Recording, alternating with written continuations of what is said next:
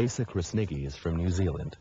Her study of Islam has taken her to Jordan, where she and her husband have been translating classical Islamic works into English. I used to consider Islam like that. From the outside I would say, well, this is all real oppression for women and what a religion, and I had that was my attitude.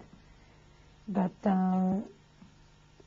being inside and knowing it from the inside is quite different than being on the outside. Women started realizing, hey, we're getting the short end of the stick here. What's going on? Why can't I own this? Why can't I do that? Why can't I work?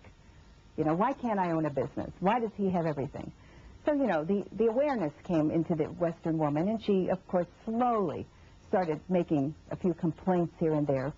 And then, of course, everything always does that. It just kind of comes to a boiling point. And then 30 years ago, you have this big outburst of women saying, hey, we're not taking this anymore. We want our rights. The whole idea was the woman had to go to war in this country against men to get what they wanted. Whereas in the Islamic world and with Muslim women, the rights were always there, so there was never a war.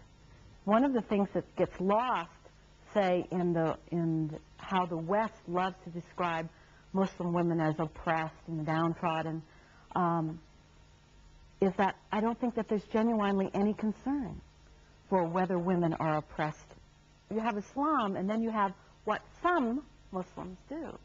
And usually that comes out of ignorance or out of traditional customs and values that predate the fact that at a certain point they became Muslims.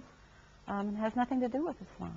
However, when you have a context where you have ignorance and stereotyping already of a religion and a culture, and you see that religion through the prism of headline events that are explosive, then all things are believable. I had a woman ask me, say that to me, go back to where you came from. I said, where am I going to go? I came from here. I'm an American. And she just looked at me and she walked away. I'm very happy to wear the hijab, and I enjoy it very much.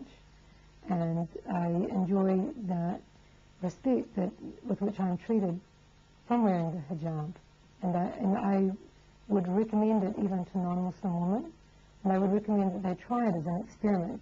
I've had women ask me questions about it, curiously, and I, of course, tried to clear all the misconceptions about it and tell them the advantages of wearing this, that I'm safe anywhere. I can walk anywhere in the city of Chicago. As long as I'm wearing this hijab, no one bothers me. I consider it my coat of armor, actually.